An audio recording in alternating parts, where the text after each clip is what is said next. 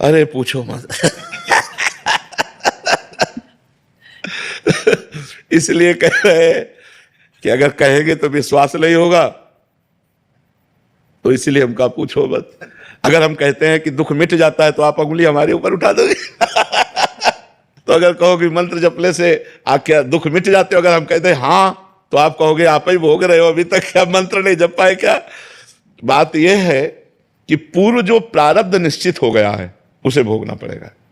जिसे प्रारब्ध कहते हैं उसे भोगना पड़ता है। जो नया कर्म है और जो पुराने संचित कर्म है, ये दोनों नष्ट हो जाते हैं भजन से। प्रारब्ध नष्ट नहीं होता, प्रारब्ध भोगना पड़ता है। रामकृष्ण परमहंस जी के गले में कैंसर था, बड़े बड़े संतों के शरीर में पीड़ाएं देखी गई। अगर भजन से सब पीड़ा नष्ट हो जाती तो भजन करने वाले को किसी को पीड़ा ही ना मिलती।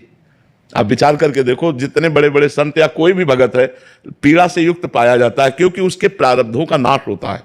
पूर्व संचित कर्म भस्म कर देते हैं भगवान, और क्रियमाण माने वर्तमान में जो हमसे गलती होती है उसे क्षमा कर देंगे। लेकिन जिस समय हमारा शरीर बनाया गया था, उस समय जो रखा गया है कि 20 वर्ष में तुम्हारा हाथ टूट जाएगा, 25 वर्ष में तुम्हारा सर फूटेगा, तुम्हें कैंसर, वो सब होगा, वो सब होगा, चाहे भजन करो या ना करो, उससे कोई फर्क नहीं पड़ता। तो ये बात हिम्मत करके, हाँ ये जरूर है कि भगवान थोड़ा सहने की सामर्थ्य दे देते हैं, सहने की सामर्थ्य देते हैं कि उसी को हम रो के काटें या उसी को हंस के काटें। तो जब हम भजन में चित्त जोड़ते हैं तो थोड़ा आनंद में जीवन होता है, लेकिन भोगना पड़ता है। अवश्य में वो भोक्तव्यम कृतम कर्म शुभाशुभम, भोगना पड़ता है। इसीलिए सबको भोगना पड़ता है। इसीलिए कहा जाता है डरो पाप कर्म मत करो, क्योंकि कर्म बन गया तो भोगना पड़ेगा।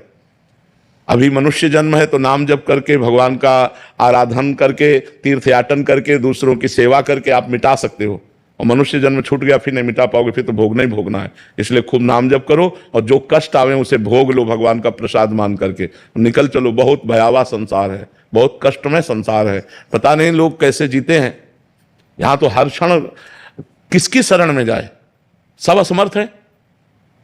कोई भी बताओ ऐसा है जिसकी गोद में सर रखकर रोया जाए और हमको निश्चिंत कर दे, क्योंकि जिसकी सर में हम गोद रख करके रोना चाहते हैं वो भी असमर्थ है, वो भी बेचारा काल के अधीन है, वो भी मृत्यु के अधीन है, वो भी भययुक्त है, वो पूर्ण समर्थ तो नहीं है। और जो पूर्ण समर्थ वो दिखाई नहीं दे रहे हैं, यही है, सबके अंदर है, सबके बीच में है, हमारी सुन्न है। लेकिन हमें लगता है प्रगट में कोई होना जिसके गले लग करके हम अपने दुख को वर्णन कर सकें, हम रो सकें, कोई हमें प्यार से कि आप निश्चिंत रहिए, हम है ना।